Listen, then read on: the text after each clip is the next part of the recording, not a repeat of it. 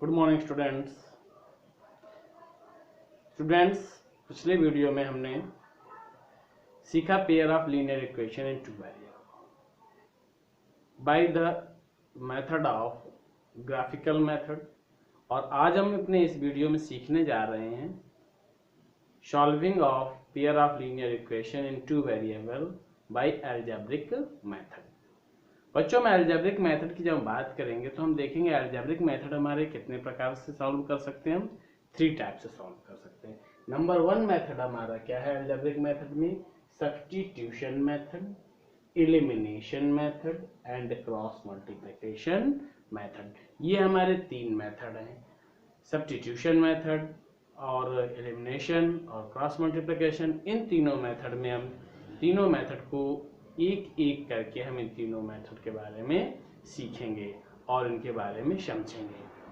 बच्चों सबसे पहले हम डिस्कस करने के लिए सबसे पहले हमारा मेथड क्या था? सब्स्टिट्यूशन। सब्स्टिट्यूशन मेथड मीन्स होता है कि सब्स्टिट्यूट करना किसी एक इक्वेशन की। हम क्या करते हैं इसमें किसी एक इक्वेशन की हम क्या लेते हैं?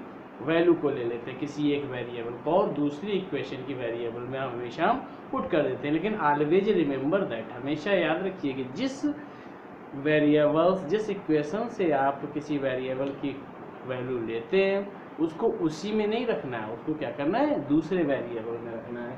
तो चलिए हम सॉल्व करते हैं। आपकी ही बुक का हम क्वेश्चन ले लेते हैं। Example number 7। एग्जाम्पल नंबर 7 देखिए हमारा क्या कह रहा है? Solve the following pair of linear equation in two variable by method of substitution।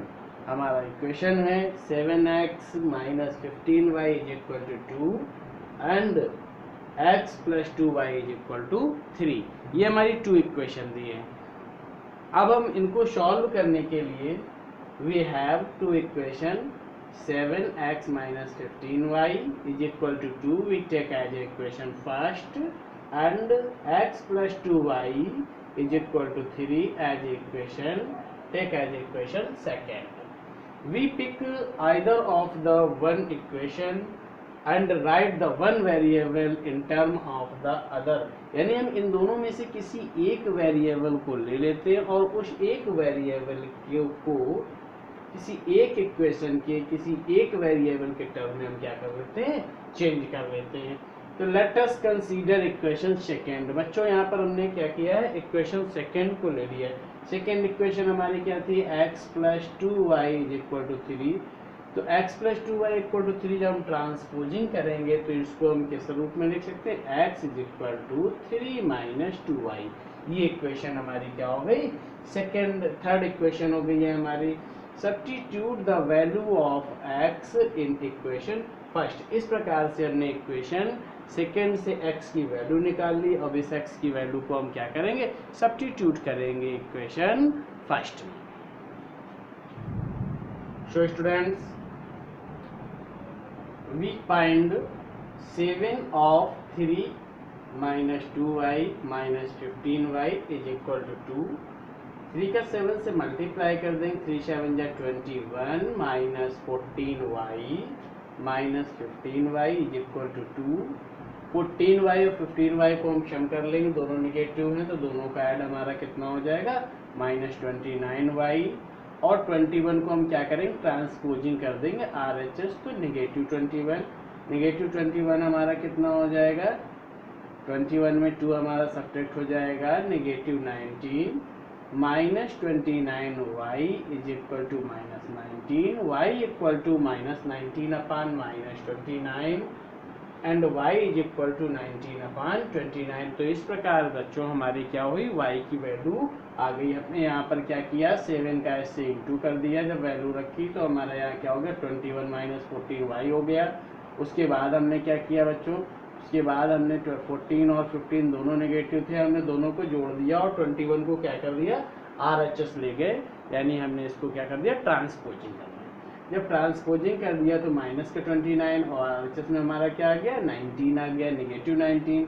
और निगेटिव 19 को हमने 29 से डिवाइड किया, माइनस माइनस इस प्रकार से हमारा क्या हुआ? कैंसिल हुआ। Now we substitute the value of y in equation third. हमने थर्ड इक्वेशन पाई थी बच्चों, तो उसमें हमने क्या किया? जो y की हमारी वैल्यू थी उसको हमने उसमें पुट कर दिया या सब्स्टिट्यूट कर दिया तो x is equal to 3 minus 2 of 19/29। इनको हमने सॉल्व कर लिया, सॉल्व करने पर हमें x की वैल्यू बच्चों क्या आई 49/29। तो इस प्रकार हमारी x की वैल्यू आ गई और x की वैल्यू हमने निकाल ली। तो ये हमारा क्या मेथड था, इस प्रकार से हमारा ये मेथड जो सब्स्टिट्यूशन मेथड था वो हमारा मेथड इस प्रकार सॉल्व हुआ। This is the substitution method. This is called substitution method. In this method, we substitute the value of one variable by expressing it the term of another variable and solve the pair of linear equation in two variable। बच्चों इस प्रकार से ये जो हमारा method था, ये method हमारा क्या कहलाता है, सब्स्टिट्यूशन मेथड कहलाता है। और सब्स्टिट्यूशन मेथड में इस मेथड को हम क्या कर सकते हैं, इस मेथड में हम किसी एक वेरिएबल की वैल्यू को लेकर के किसी दूसरे वेरिएबल के रूप में लिख करके हम उसको सॉल्व कर सकते हैं। We can also see that, हम यहाँ पर ये भी देख सकते हैं बच्चों, हमने पहले क्या पढ़ा था, a1/a2 is not equal to b1/b2। तो यहाँ पर देखिए a1/a2, a1 हमारा क्या है 7 है और a2 हमारा क्या है 1 है, b1 हमारा क्या है -15 है और b2 हमारा क्या है 2 है। तो 7/1 इज नॉट इक्वल टू -15/2। तो therefore this pair of linear equation have exactly one solution या यूनिक सॉल्यूशन बोल सकते हैं। तो इस प्रकार से हम कह सकते हैं कि जो हमारी पेयर ऑफ लीनियर इक्वेशन थी इसका केवल और केवल एक ही सॉल्यूशन है, यानी इसका यूनिक सॉल्यूशन है। चलिए स्टूडेंट्स, आपकी क्लास का आपकी ही बुक का एग्जाम्पल नंबर 9 ले लेते हैं। एग्जाम्पल नंबर 9 हमारा है 2x + 3y is equal to 9 and 4x + 6y is equal to 18। तो हमने एग्जाम्पल नंबर 9 लिया। We have 2x + 3y is equal to 9 as equation first, 4x + 6y is equal to 18 as equation second. Students, पिछली sums में हमने क्या किया था, second equation को लिया था। तो हमने जैसा कि आपसे बोला था कि सब्स्टिट्यूशन मेथड में हम किसी भी एक इक्वेशन को ले सकते हैं। तो इस टर्म में हम क्या करेंगे, फर्स्ट इक्वेशन को ले रहे हैं। फर्स्ट इक्वेशन को जब हम लेंगे तो हमने यहाँ पर फर्स्ट इक्वेशन लिया, we pick either of equation and write one variable in term of the another. तो let us consider the equation first. Equation first हमने क्या देखा, 2x + 3y is equal to 9 and write it as, इसको हमने ले लिया और इसको हम किस रूप में लिख सकते हैं, as x is equal to 9 - 3y/2। इसको हमने थर्ड इक्वेशन ले लिया। Substitute the value of x in equation second. Remember students, हमने क्या बोला था आपसे कि अगर हम जिस इक्वेशन को लेते हैं तो हम उसकी वैल्यू दूसरे इक्वेशन में रखते हैं, उस इक्वेशन में नहीं रखते। अगर हम उस इक्वेशन में रख देंगे, बहुत से स्टूडेंट इस गलती को कर जाते हैं, तो हम उसकी वैल्यू निकाल ही नहीं पाएंगे। तो हम क्या करेंगे, हमने फर्स्ट इक्वेशन ली थी तो हम इसको क्या करेंगे, सेकेंड इक्वेशन में इसकी वैल्यू को रख देंगे। Substitute the value of x in equation second, we get 4 of 9 - 3y/2 + 6y is equal to 18. Now 18 - 6y + 6y is equal to 18। -6y और +6y दोनों आपस में कैंसिल हो जाएंगे। यहाँ पर हमारे क्या आ जाएंगे, यहाँ पर हमारा आ जाएंगे 18 = 18। यहाँ पर देखिए बेटा, केवल यहाँ यही बता सकते हैं 18 = 18। अब यहाँ पर ना तो x बचा है और ना ही y बचा है, हम वैल्यू कैसे निकालेंगे। तो इसका क्या मतलब हुआ, तो इसका मतलब यह हुआ कि x एंड y की हर वैल्यू जो एक इक्वेशन फर्स्ट को सेटिस्फाइड करेगी वही इक्वेशन सेकेंड को भी सेटिस्फाई करेगी। जैसा कि अभी अभी हमने बताया, हम देख सकते हैं कि हम क्या देख सकते हैं, now we can see that the variable y has been eliminate. हमने वेरिएबल y को एलिमिनेट किया और हमने क्या पाया, therefore any value of x x and y which satisfied equation first also satisfied equation क्या हो जाएगा, इक्वेशन सेकेंड। यानी जिस प्रकार से हम कोई भी वैल्यू अगर x की इक्वेशन फर्स्ट में रख देंगे जो फर्स्ट को सेटिस्फाइड करेगी, वही सारी इक्वेशन हमारी सेकेंड को भी सेटिस्फाइड करेंगी। या x की वैल्यू लें हम, चाहे हम y की वैल्यू लें।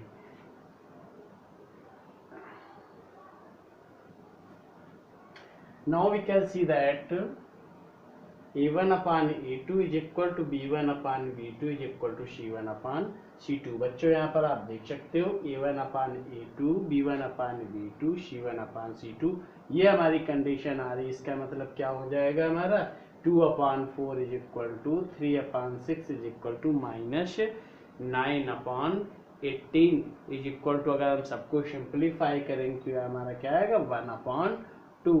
तो तीनों हमारे रेशियो इक्वल हैं। Therefore this pair of linear equation will have infinitely many solution. जैसा कि हम पहले ही आपको बता चुके हैं कि if a1 upon a2 equal b1 upon b2 equal c1 upon c2 then it have infinitely many solution।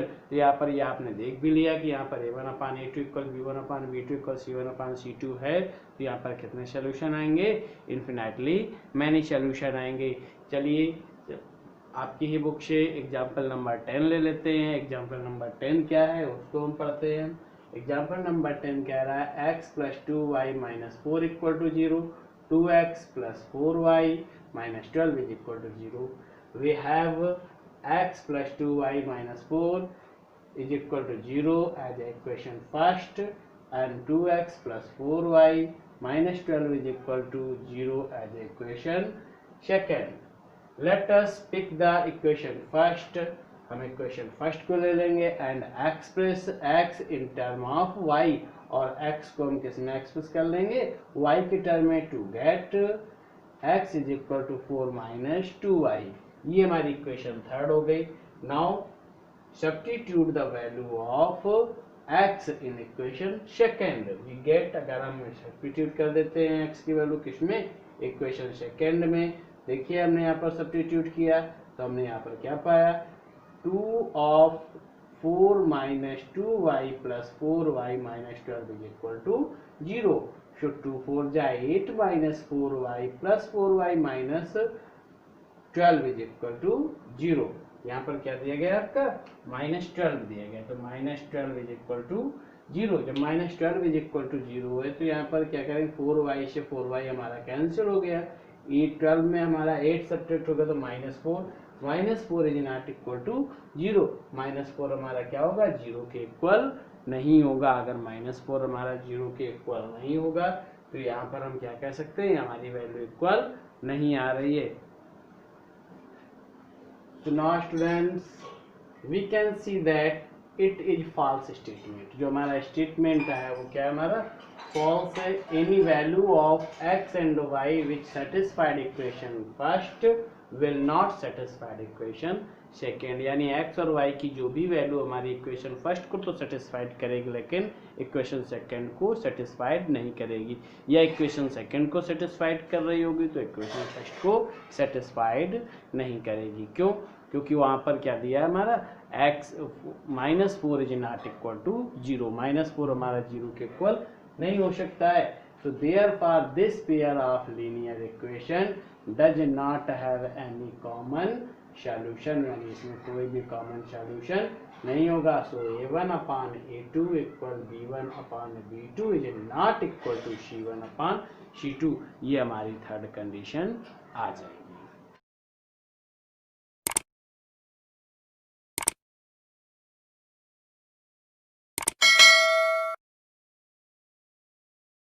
चलिए स्टूडेंट, ये तो था substitution method.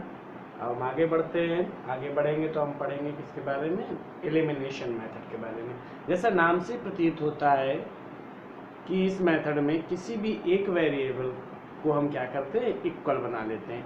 In this method we solve the equation by eliminating one variable. यानी इस method में हम किसी भी एक वेरिएबल को इक्वल बना लेते हैं और उस वेरिएबल को इक्वल बनाने के बाद हम उसको क्या कर लेते हैं, एलिमिनेट कर लेते हैं। Some time we more convenient than the substitution method. Let us see how this method work. यहाँ पर हम देखेंगे कि ये मेथड हमारा किस प्रकार से वर्क करता है। चलिए हम आपकी बुक का एग्जाम्पल नंबर 11 ले लेते हैं। एग्जाम्पल नंबर 11 हमारा क्या दिया गया है, 9x minus 4y equal to 2000, 7x minus 3y is equal to 2000. We have 9x minus 4y is equal to 2000 as equation first, and 7x minus 3y is equal to 2000 as equation second. तो students हम किसी एक variable को equal बनाने के लिए यहाँ पर हम वेरिएबल y को ले लेते हैं और y को यहाँ एलिमिनेट करेंगे। तो y को इक्वल बनाने के लिए कोफिशिएंट y का इक्वेशन फर्स्ट में क्या दिया गया है, 4 दिया गया है, और इक्वेशन सेकेंड में क्या है, 3। तो क्यों ना हम इन दोनों का आपस में मल्टीप्लाई कर दें। So they become are equal. Now multiply by equation first by 3 and equation second by 4। तो बच्चों हम इक्वेशन फर्स्ट में 3 का मल्टीप्लाई कर देते हैं और इक्वेशन सेकेंड में 4 का मल्टीप्लाई कर देते हैं। तो जब हम 3 का मल्टीप्लाई करेंगे तो 3 9 जा 27 एंड 3 4 जा 12y इज इक्वल टू 6000। और जब हम इसमें 4 का मल्टीप्लाई करेंगे तो 7 4 जा 28x minus 12y is equal to 8000। अब स्टूडेंट एलिमिनेट करने के लिए हम इनको क्या करते हैं, सब्ट्रैक्ट करते हैं या फिर ऐड करते हैं। या तो हम ऐड करेंगे या फिर हम सब्ट्रैक्ट करेंगे। बच्चों भी याद ध्यान देने वाली ये बात, हम सब्ट्रैक्ट कब करेंगे और ऐड कब करेंगे। जब भी हमारे बराबर किए हुए इक्वल किए गए वेरिएबल के अगर सेम साइन हो तो वहाँ पर हम क्या करते हैं, सब्ट्रैक्ट करते हैं। और इक्वल किए गए वेरिएबल के अगर हमारे डिफरेंट साइन हो तो हम उनको क्या करते हैं, हमेशा ऐड करते हैं।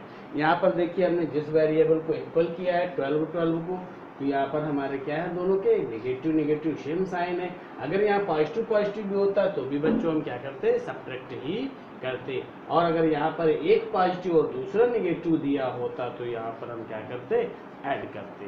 दोनों में से कोई भी डिफरेंट साइन अगर दिए हो तो वहाँ पर हम ऐड करते हैं, और अगर सेम साइन दिए हो तो वहाँ पर हम क्या करते हैं, सब्ट्रैक्ट करते हैं। तो हम यहाँ पर क्या करेंगे, now we subtract equation third from equation fourth, यानी इक्वेशन फोर्थ में इक्वेशन थर्ड को हम सब्ट्रैक्ट कर देते हैं। एक और बात मेमोरेबल है, याद रखने वाली है कि जब भी हम किसी एक इक्वेशन को दूसरी इक्वेशन में सब्ट्रैक्ट करते हैं तो जो बाद वाली इक्वेशन होती है उसके सारे सिंबल्स चेंज हो जाते हैं। तो यहाँ पर हमारी इक्वेशन थर्ड के सिंबल यहाँ पर पॉजिटिव 27 है तो सब्ट्रैक्ट करने में क्या नेगेटिव 27 हो जाएगा। यहाँ पर नेगेटिव 12y है तो नेगेटिव 12y से क्या हो जाएगा, पॉजिटिव 12y हो जाएगा। और यहाँ पॉजिटिव 6000 है, ये क्या हो जाएगा, नेगेटिव 6000 हो जाएगा। जब हम इसको सब्ट्रैक्ट करेंगे, सब्ट्रैक्ट करने पर हमारे y की वैल्यू कैंसिल हो जाएगी और हमारी x 28x में 27x जब हमारा सब्ट्रैक्ट हो जाएगा तो यहाँ पर हमारा केवल x बचेगा। तो x इज इक्वल टू 2000। तो बच्चों इस प्रकार से हमने x की वैल्यू 2000 फाइंड कर ली। जब x की वैल्यू हमने 2000 फाइंड कर ली बच्चों, तो हमारी बात आती है y की वैल्यू निकालने के लिए। y की वैल्यू निकालने के लिए बच्चों हम क्या करेंगे, now we putting the value of x in equation first. हम वैल्यू ऑफ x को इक्वेशन फर्स्ट में रख देंगे। यहाँ जरूरी नहीं है कि हमने इक्वेशन फर्स्ट में वैल्यू रखी, आप भी इक्वेशन फर्स्ट में ही वैल्यू रखें। आप इक्वेशन फर्स्ट में भी रख सकते हैं और सेकेंड में भी रख सकते हैं। किसी भी इक्वेशन में आप x की वैल्यू को पुट कर सकते हैं और y की वैल्यू को आप ऑब्टेन कर सकते हैं। तो x की वैल्यू जैसा कि हमने इक्वेशन फर्स्ट में रखी, तो इक्वेशन फर्स्ट आपको 9x minus 4y is equal to 2000। तो यहाँ पर x के प्लेस पर मैंने 2000 रख दिया, y हमारा सेम रहा और ये वैसे के वैसा हमने लिख लिया। अब जब हम इसका मल्टीप्लाई करेंगे साइड में, तो minus 4y is equal to 2000 minus 1800। 1800 जब RHS में जाएगा तो हमारा कैसा हो जाएगा, नेगेटिव हो जाएगा। जब हम 18,000 में 2000 को सब्ट्रैक्ट करेंगे तो नेगेटिव हमारा 16,000 आ जाएगा। अब बच्चों y की वैल्यू निकालने के लिए मैं -4 से 16,000 को डिवाइड कर देंगे तो y की वैल्यू हमारी क्या आ जाएगी, 4000 आ जाएगी। जब y की वैल्यू हमारी 4000 आ जाएगी तो इससे हम समझ गए this is how elimination method of work. ये इस प्रकार से हम कह सकते हैं कि यहाँ पर हमारा क्या हुआ, एलिमिनेशन मेथड वर्क किया है। तो जिसके लिए हम इक्वेशन फर्स्ट और इक्वेशन सेकंड को बराबर करने के बाद एक बार फिर से इसको रिकैप कर लो। कोई भी दो इक्वेशन आपको दी हो, पहले हम किसी एक वेरिएबल को बच्चों इक्वल बना लेते हैं, इक्वल बनाने के बाद उनको ऐड या सब्ट्रैक्ट कर लेते हैं। ऐड या सब्ट्रैक्ट करने के बाद हमारे पास किसी एक वेरिएबल की वैल्यू आ जाती, उस एक वेरिएबल की वैल्यू को हम किसी भी इक्वेशन में पुट कर देते हैं और पुट करके हम सेकेंड वेरिएबल की वैल्यू भी निकाल लेते हैं। तो इस प्रकार से हमारा ये एलिमिनेशन मेथड भी कंप्लीट हुआ। बच्चों इस वीडियो में इतना ही। नेक्स्ट वीडियो में हम पढ़ेंगे क्रॉस मल्टीप्लिकेशन मेथड, डिस्क्राइब करेंगे क्रॉस मल्टीप्लिकेशन मेथड को। तो बच्चों जिन लोगों ने अभी भी चैनल को सब्सक्राइब नहीं किया है वो चैनल को सब्सक्राइब कर लें, लाइक करें और अपने मित्रों को शेयर भी करें।